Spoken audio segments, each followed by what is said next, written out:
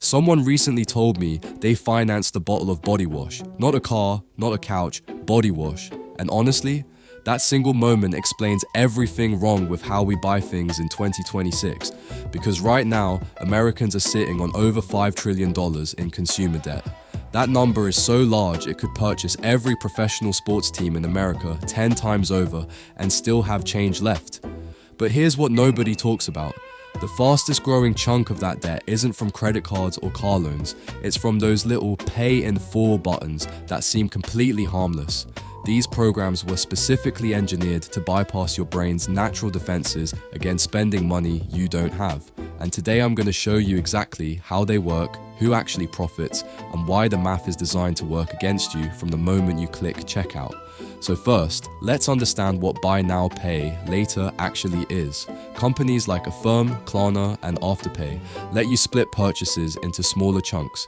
Instead of paying $300 for those sneakers today, you pay $75 now and $75 every 2 weeks until it's done. Sounds reasonable, right? But here's where your brain gets hijacked. Researchers have identified something called the pain of paying. When you hand over cash or see a large number leave your account, your brain literally activates the same regions associated with physical pain. It hurts to spend money, and that's actually a good thing because pain is your brain's way of making you think twice. But when you see just $25 today, that pain signal gets dramatically reduced. Your brain processes it as a small, manageable expense, even though you've committed to spending the full amount. It's like the difference between ripping off a bandage all at once versus peeling it so slowly you barely notice. Except with spending, you want to feel that sting. This is called temporal discounting. Your brain is hardwired to value immediate rewards over future consequences. So paying $25 to get shoes today feels like a steal. The fact that you owe another $225 over the next 6 weeks, that's future use problem.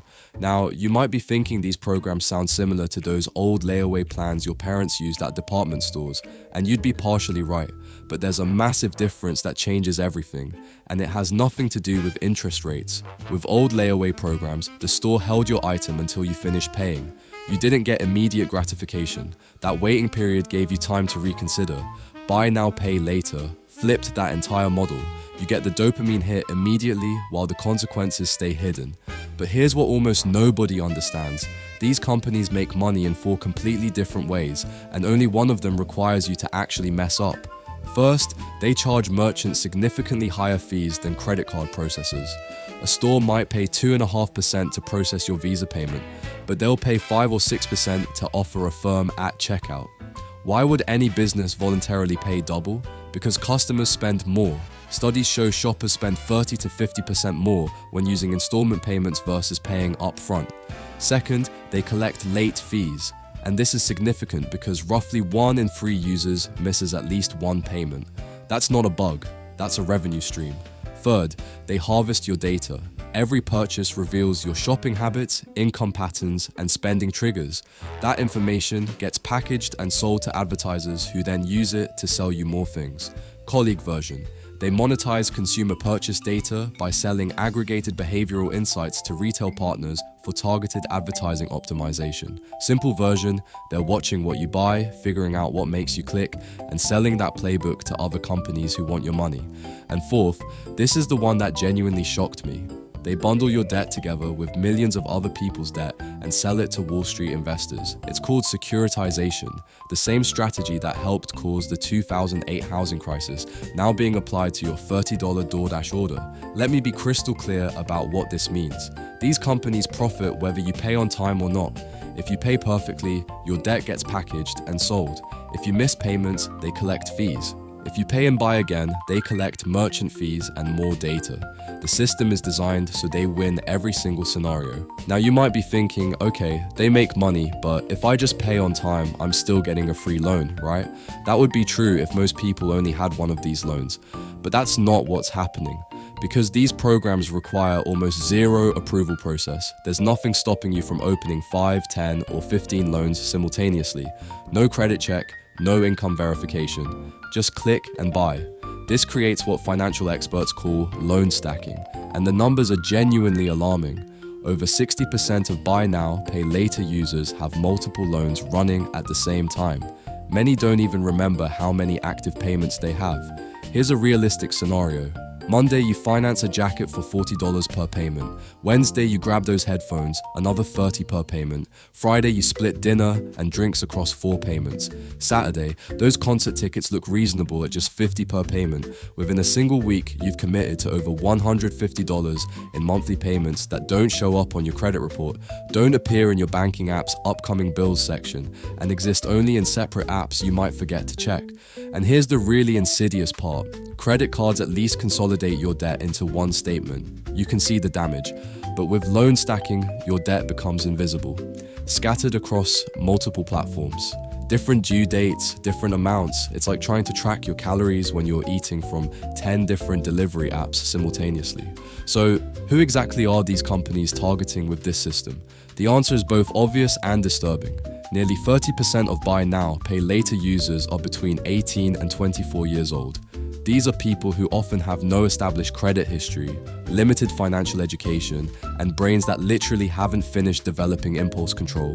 The prefrontal cortex, the part of your brain responsible for long-term planning and consequence evaluation, doesn't fully mature until around age 25. These companies aren't accidentally reaching young adults. They're specifically designing checkout experiences to capture people during the window when they're most susceptible to instant gratification and least equipped to understand compound financial consequences.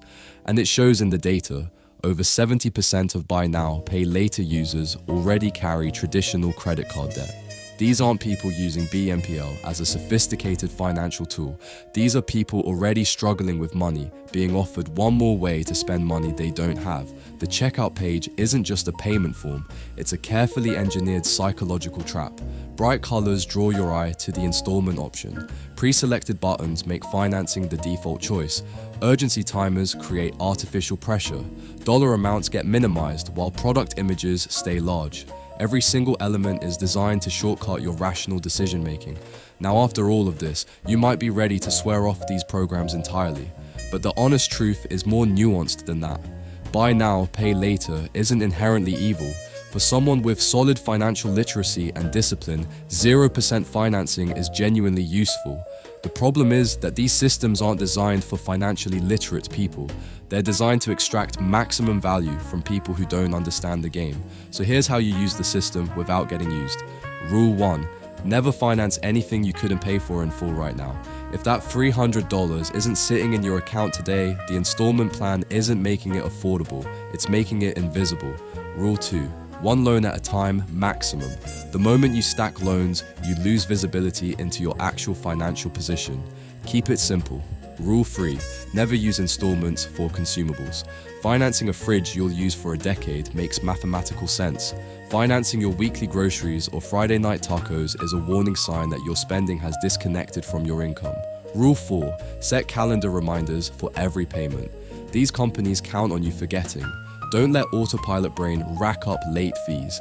The entire system is built on one assumption, that you won't pay attention. The moment you start paying attention, the advantage shifts. So there it is, buy now, pay later sounds like a consumer benefit, but the business model tells a different story. They profit from your psychology, your data, your mistakes, and even your perfect payments through debt securitization. Now you understand exactly how the system works. The psychology that makes splitting payments feel painless. The 4 revenue streams that make you the product. The loan stacking trap that hides your real debt. And the specific targeting of people least equipped to handle it. These companies spent millions engineering checkout pages to override your judgment. But information is the antidote. Now that you see the mechanics, the magic trick stops working. And that $25 button suddenly looks exactly like what it is. A carefully designed decision you were never supposed to think about.